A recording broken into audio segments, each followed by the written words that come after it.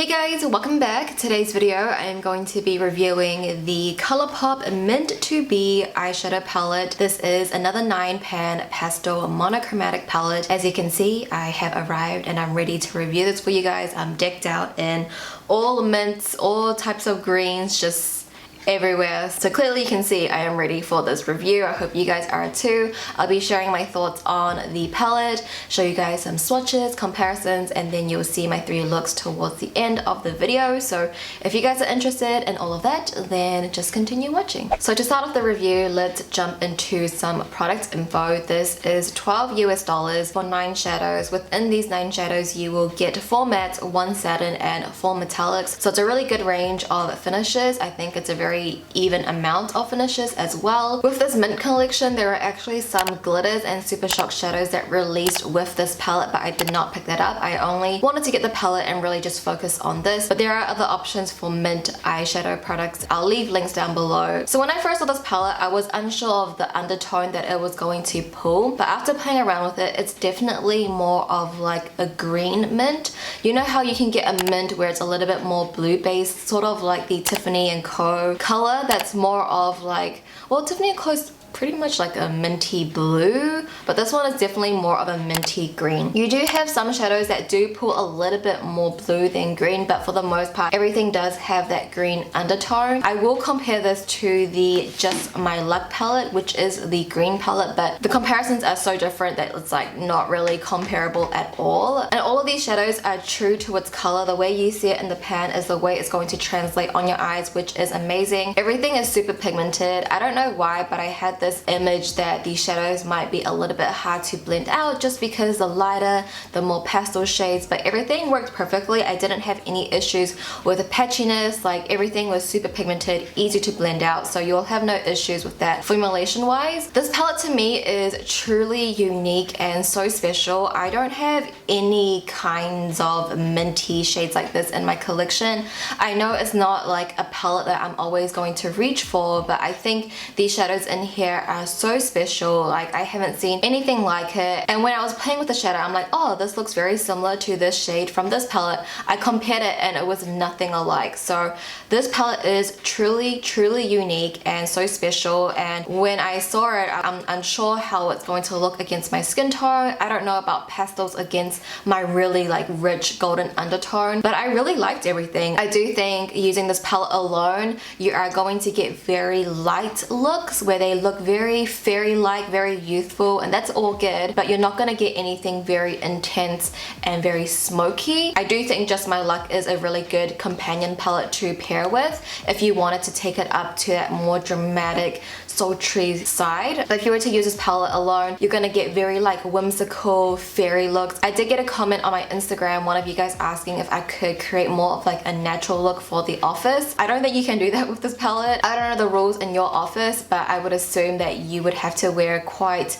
moderate colors, like neutral colors. I think this is a little bit too bright to rock into an office. Like, even if you pop it in the inner corner or on the lower lash line, it is super intense. So I don't think this is a palette that's very natural. It's more of like an artsy fartsy kind of palette, if you know what I mean. But nonetheless, it was very fun.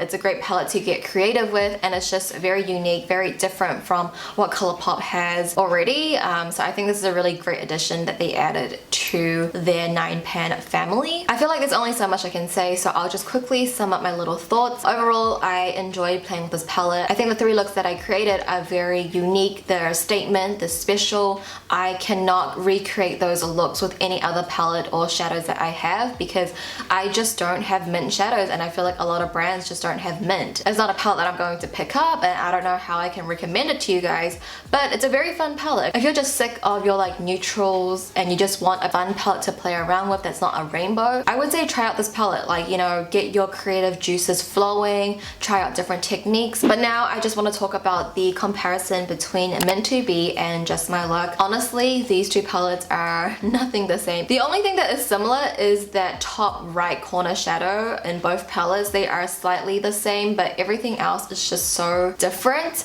You can see that Meant to Be is a lot more pastel, a lot lighter, and Just My Luck, you have those darker greens to play with. So I think these 2 palettes combined together is like the ultimate green palettes to play with to create the ultimate green eye looks. I like the metallics in the Meant to Be better, but I do enjoy the deeper tones in Just My Luck. So the blend of the two is going to be amazing. So if you are a fan of Just My Luck and you just wanted a bit more, then I would say Meant to Be is a great addition. It's very similar to how It's My Pleasure, the purple palette, and the lilac. It's a great addition to each other. It really just depends on what kind of looks you like to create. So just take that into consideration if you are thinking of buying. I think this palette is unique, but I don't know how much use you're going to get out of it. So with my review and comparisons done, we can now move into the 3 looks.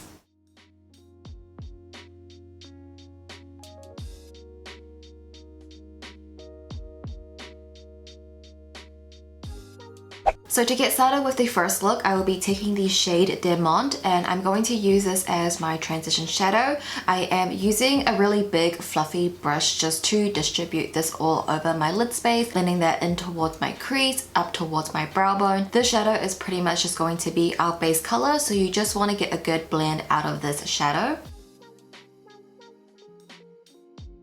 I'm then moving into the shade Chill Factor, and I'm going to use this shadow to sort of create a smoky wing. I'm just going to line my lash line with the shadow and create a wing, and then I will build that smokiness up. I'm also going to take the shadow onto my lower lash line as well, all over my lower lash pretty much, but just making sure at the outer corner you are connecting those shadows so that way the eye look can come together as one. I'm then taking my creme gel liner in the shade Fast Lane. I'm first going to use this to tightline my upper lash line, and I'm going to take a little bit of this onto my actual lash line, and then I will take another angled brush to help smudge this out. This is going to deepen out the liner as well, and it's also going to give the liner a little bit of a gradient. I feel like Chill Factor was a little bit too light to act as eyeliner, so just taking this creme gel liner will help intensify the lash line. But I'm also going to take Fast Lane onto my bottom waterline as well, and just tightlining the entire waterline. Now taking the shade Get Fresh, I'm going to place that at the inner corners of my eyes, sort of as like a minty base for the metallic shadow that we're going to place on top. I think it's just going to enhance those minty shadows by just placing a matte base down first. And then taking Play It Cool, I'm going to place that right on top of Get Fresh. You can see that I am diffusing it out by blending this upwards, so you don't see where it starts and ends. And this, you guys, is the first look completed. For my final lip pairing, I went with the Just a Tint lip crayon in the shade Rise and Shine. But I hope you guys enjoyed this first look. It's a very simple eye look to do, but I think because of all the mints and greens that we played with, it does create a statement. So if you're looking for a statement eye look, but it's a very easy eye look to create, then I think this look is for you. So I hope you guys enjoyed this first look.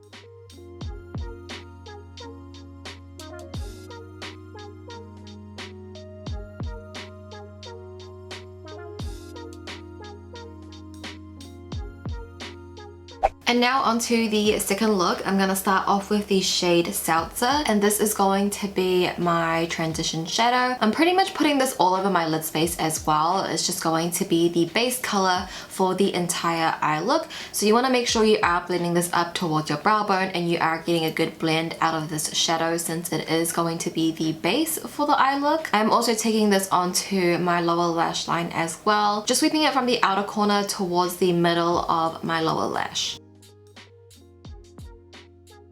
I then move into Ice Cold. I'm first going to stamp that at the outer third of my eye, and then I'm going to start using more circular motions to get this blended out. But I do want most of this product at the outer corner to really give us this cat eye shape. I'm also taking this shadow onto my lower lash line as well, just at the outer third, using a teeny tiny brush to help apply this right at the outer corner.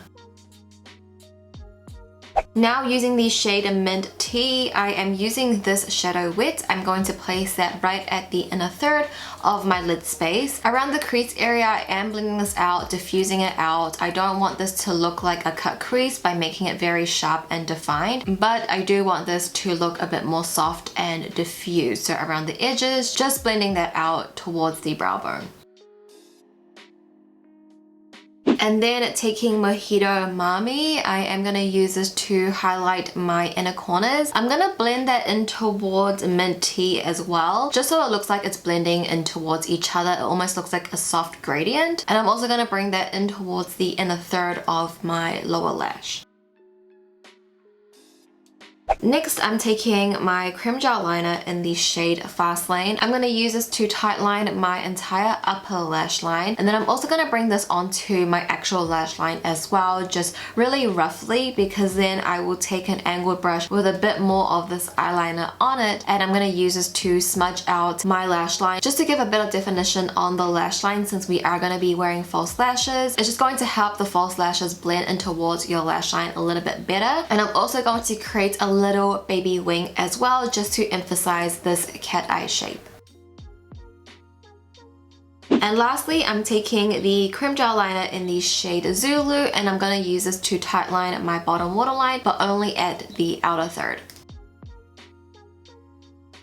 And this, you guys, is the second look completed. For my lashes today, I am wearing the Petite Cosmetics Luxe Foam Mink Lashes in the style Honey. For my lip pairing, I once again went with the Just a Tint Lip Crayon in the shade Rise and Shine. This color story is actually a lot different from the first look. I feel like this one definitely pulls a lot more mint and it's a lot brighter. This technique makes your eyes look a lot more puppy-like, but I really did like how this look turned out, so I hope you guys liked it too.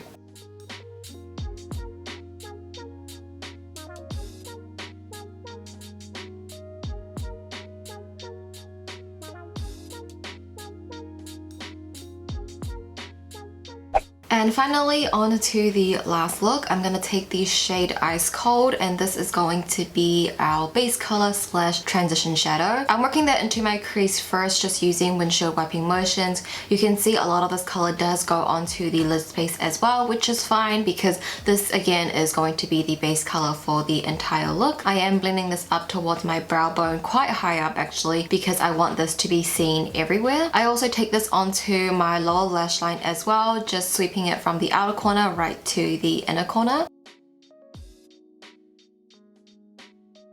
Next, I am going into the shade Chill Factor. I'm pretty much going to pat the shadow onto my lid space, and then I'll slightly blend it up towards the crease area. The shade is just going to kind of mute the brightness of Ice Cold, and it's gonna turn it a little bit more dusty in a way, in a good way, not dusty in a bad way, but it's just going to change the color story very slightly.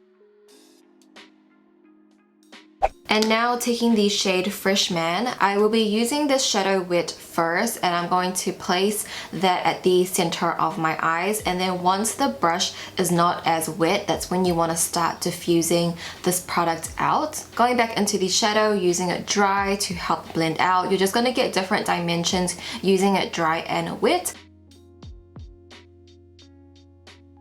I am taking my creme gel liner in the shade Fast Lane once again. I'm going to be doing this whole eyeliner wing that I've been doing for the past two looks. So tightlining my upper waterline and then lining my actual lash line and creating a wing with an angled brush on top to get that really soft, smudged out effect.